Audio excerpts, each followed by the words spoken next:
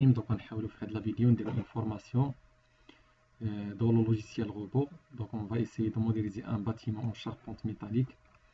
Il s'agit d'un hangar qui fait 20 mètres de portée, 48 mètres de profondeur, 5 mètres 12 de hauteur, une flèche. Faire une cotation pour savoir la valeur de la flèche.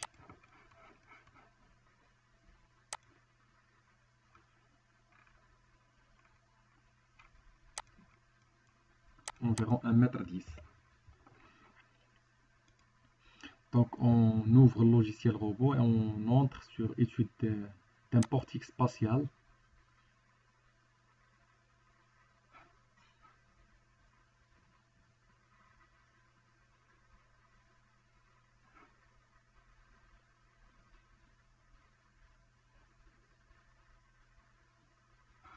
Donc la première des choses à faire, on va décocher le mode d'accrochage gris.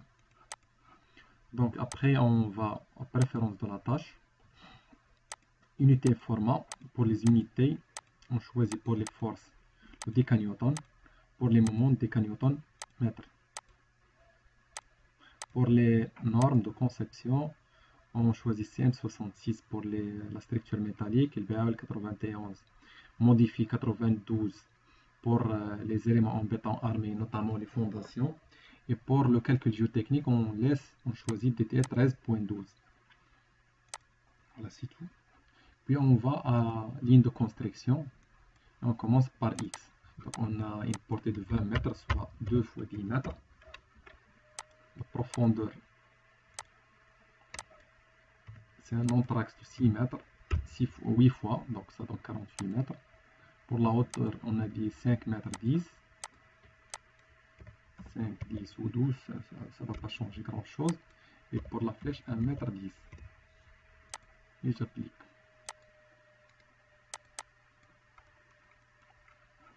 Puis on commence par la modélisation des poteaux. Poteaux de rive, on peut démarrer avec un profilé de IPO 300, IPO 300 par exemple.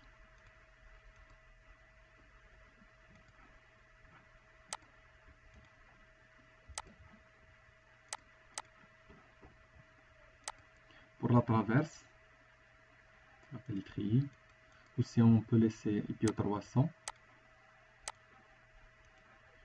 On choisit des appuis qui sont encastrés. C'est un choix, on peut faire des articulations.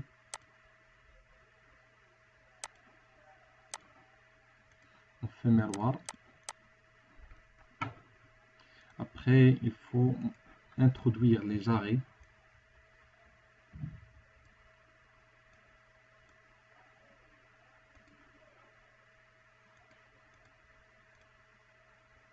Donc nouveau, on va l'appeler.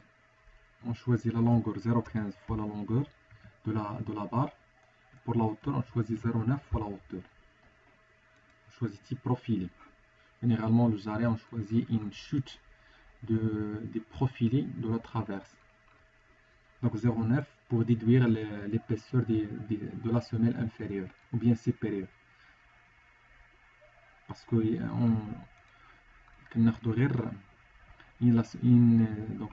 c'est une chute de ce profilé, mais la semelle supérieure elle est découpée. C'est pour ça qu'on choisit 0,9. Là, on va dire 0,15. Elle ajouter, c'est un nom. Après, on applique.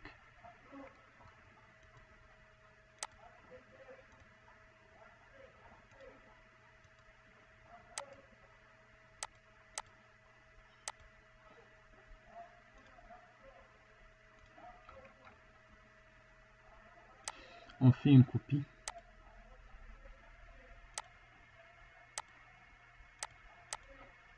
On fait une translation de 6 mètres. Après, on va modéliser les pannes. Pour cela, on va décomposer. Donc, on a combien de pannes? On a un anthrax, on a choisi de 1,60 m.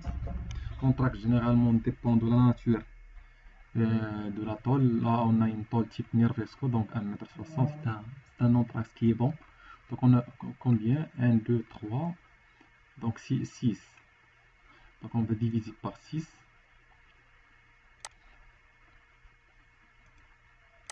divisé 6 fois. Après, la première panne n'est pas positionnée au niveau de l'intersection des poteaux avec la traverse, mais plutôt il est un peu décalé. La dernière panne, il est aussi décalé par rapport à la fitière. Qu'est-ce qu'on va faire?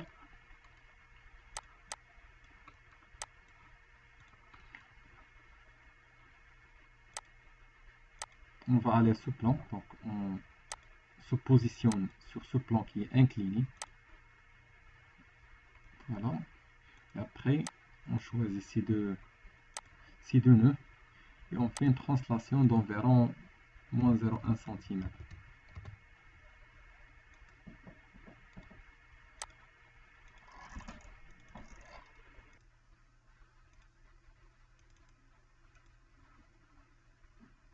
Donc on sélectionne aussi ces deux nœuds d'effêtage et on va faire une translation de 0,1 cm. Donc voilà, ça donne des nœuds qui sont juste à côté. Après, on va modéliser les pannes. On choisit type panne et un profilé IPE100 si on veut. On peut visualiser le numéro des nœuds. Ça permet de repérer facilement le nœud.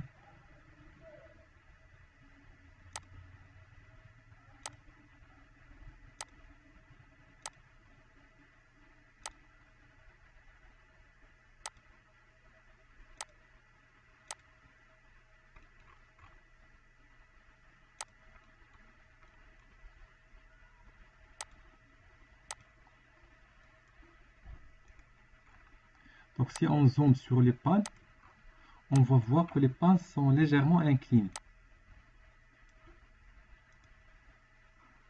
Là, il y a un problème.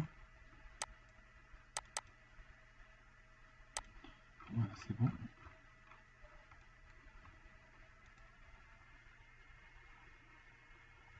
Donc on va constater que les pannes sont légèrement inclinées, c'est-à-dire que les pannes sont l'âme de la panne est perpendiculaire à l'âme de la traverse. Si on sélectionne la panne et on va à propriété, on va voir que l'angle gamma c'est environ 6,3.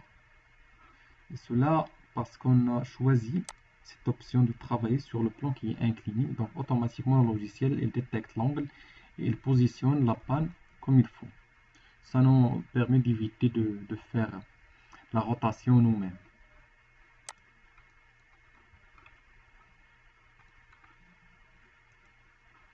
Donc c'est bien. Après on sélectionne tous ces pannes et on fait un miroir vertical. Donc miroir vertical, voilà, c'est fait. Après on modélise les liernes. Maintenant on sélectionne barre. Donc les liens c'est des profils qui sont tubulaires, pleins. Donc on va reconstituer par exemple. Et on choisit plein. Donc le diamètre on peut choisir 12.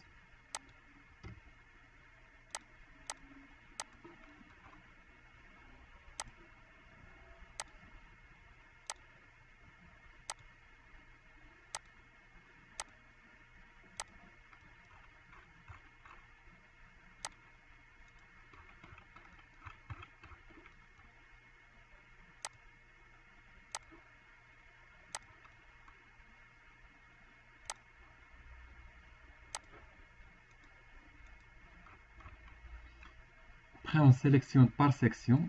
Donc il suffit de positionner le curseur au-dessus des liernes. Vous voyez qu'il devient bleu. Et on clique droit. Sélection similaire par section. Donc toutes les barres qui ont la même section ils seront choisis. C'est une façon de choisir rapide. Et on fait un miroir vertical. On a oublié de modéliser la poutre de compression. Donc on va aller à montant. Donc la poutre de compression, généralement, comme son nom l'indique, elle travaille principalement à la compression. Du coup, il vaut mieux choisir un profil qui a une inertie, qui a les deux inerties fortes, c'est-à-dire un profil HEA ou HEV.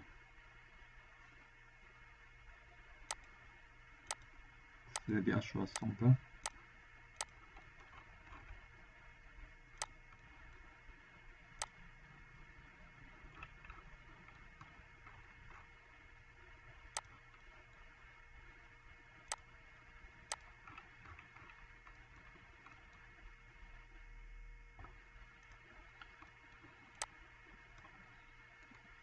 Après, on va faire une copie.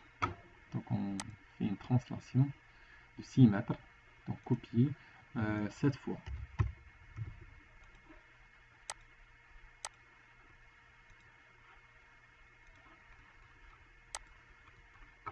Qu'est-ce qui reste? Il reste les croix de contreventement et les potelets. On commence par les croix de contreventement. Donc, c'est les diagonales. On choisit des cornières. 60 x 6 ou bien 50 x 5.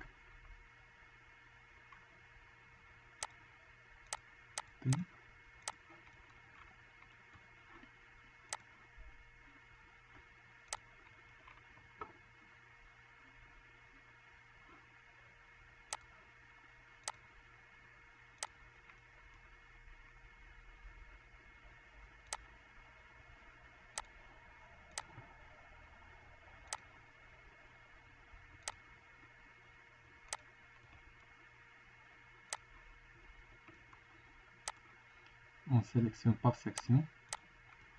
On fait un miroir vertical.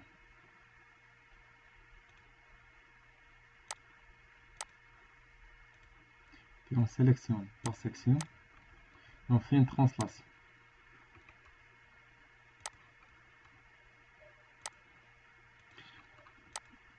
Donc les croix de contreventement, ou bien les croix de contreventement plus les poteaux plus la poutre de compression qui sont positionnés au niveau des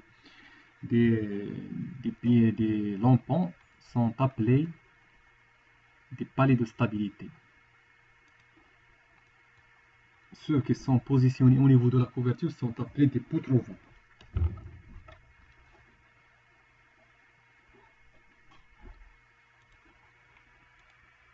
Donc la palier de stabilité, c'est cet ensemble. Voilà. Ces 5 éléments sont appelés paliers de stabilité. Les croix de contreventement qui sont positionnées au niveau de la couverture qui sont appelés poutres au vent, c'est ces éléments. Ainsi que la miroir plus ça.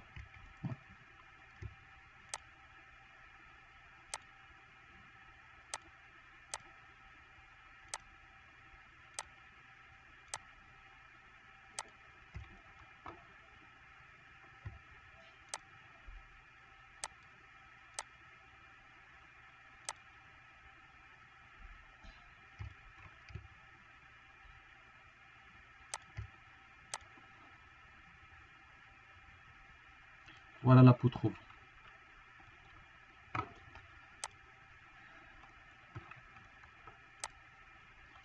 Maintenant, il faut modéliser on enregistre d'abord.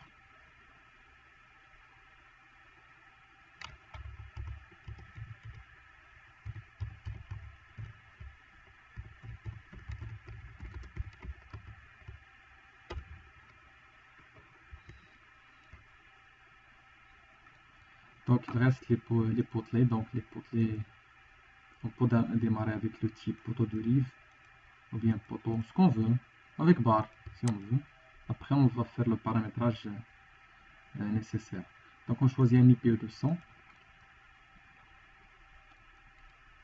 Pour simplifier, on peut sélectionner ce portique, travailler tranquillement.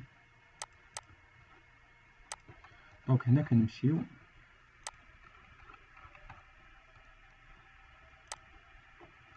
voilà.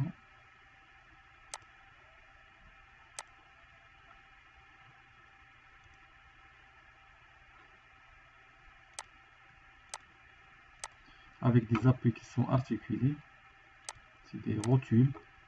Donc un appui articulé, c'est un appui qui libère toutes les rotations, y compris la rotation autour de l'axe X, l'axe Z, c'est-à-dire la rotation des profilés autour de lui-même. Après, on sélectionne ces potelets et on va faire une translation pour les placer au niveau de l'autre lampe.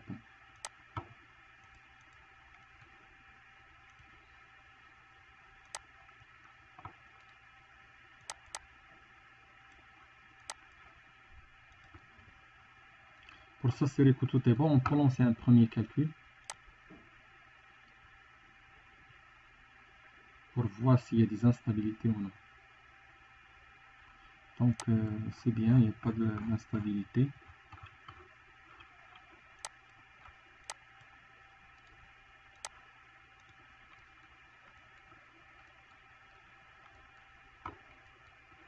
Maintenant, il faut modéliser le bardage. Lorsqu'on dit bardage, il s'agit des bardages, le vrai bardage, c'est-à-dire là on a un bardage en maçonnerie, plus la couverture qui est type Nervesco. Ou bien on suppose qu'on a une couverture Nervesco plus une isolation plus une étanchéité.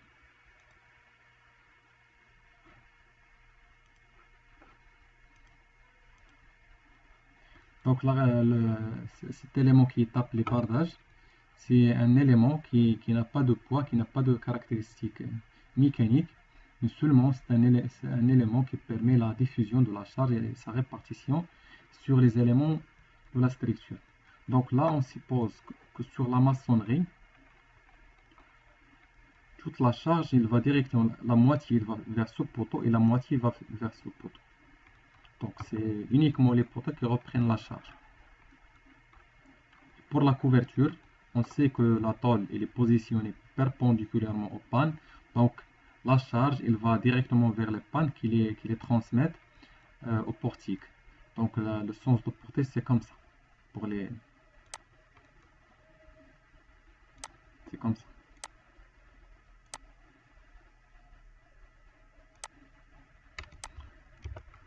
Ça pour les pannes. Et pour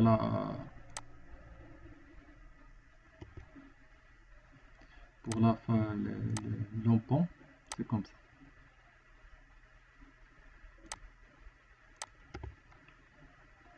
Voilà, on va concrétiser ça. Donc on choisit, c'est un élément qui diffuse la charge dans une direction, donc on choisit direction X. Là, on choisit rectangle. Donc là, je sélectionne le premier point, je clique, et après, je vais comme ça. كنمشي في هذا le sens, ما كنمشيش هكا vers le haut, باش يعطيني la direction X هكا. Ça c'est le premier point, puis le deuxième point sur lequel on clique, ça définit le vecteur ou bien le sens de portée des bardages.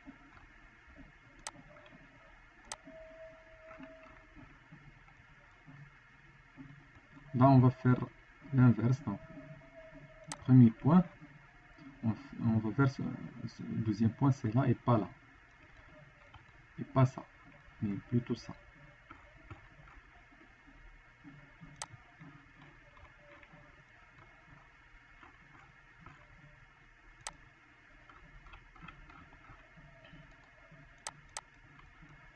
Pour le lampon, c'est une surface, ou bien c'est une surface qui n'est pas rectangulaire. Donc on choisit contour.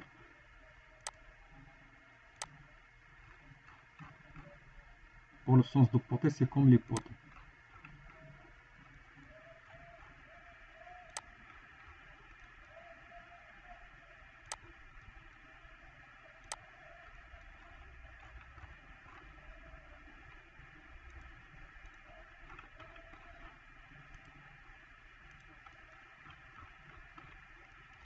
Après, on va faire un miroir vertical.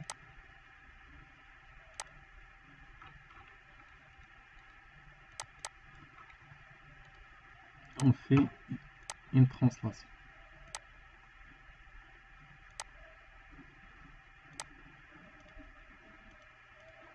On enregistre. Maintenant, une fois on a modélisé le bardage, on passe au relâchement. pour les relâchements, les pannes, on va à relâchement, voilà c'est ça. On fait double clic, donc relâchement, ces directions relâchées, vous voyez, c'est UX, petit x, UY, UZ, c'est petit z, donc c'est en minuscule. X, Y, Z, c'est en minuscule, ça veut dire que c'est par rapport au repère local de la barre. Donc on suppose que les pannes, les poutres de compression, les liernes et les carreaux de contreventement sont articulés au niveau des deux extrémités.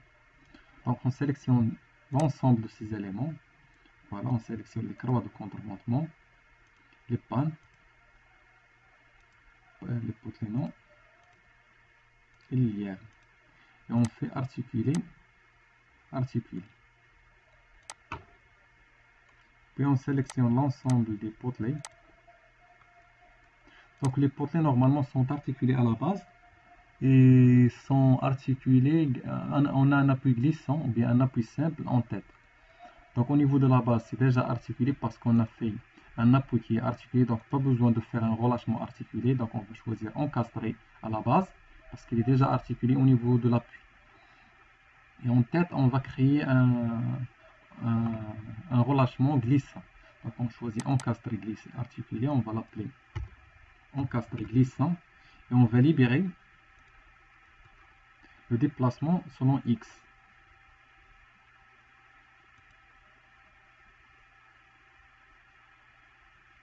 Pour la rotation autour de X, on va l'enlever parce que on ne peut pas libérer la rotation autour de X à la base et en tête. Ça va donner une instabilité. Donc on décoche ça et on libère le déplacement selon X. C'est X local qui est en bleu. Et on applique. Ça s'applique au niveau de la base, donc on clique en bas. Voilà, c'est bien.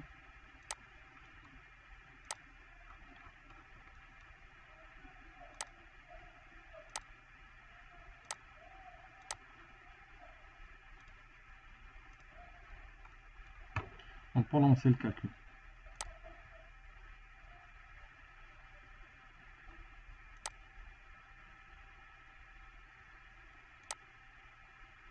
Donc jusqu'à maintenant on n'a pas appliqué de charge, c'est pour ça qu'il nous donne ce message face non utilisé pour la création des solides, maillage éléments non générés. Donc on va créer les charges et après cet avertissement il va disparaître.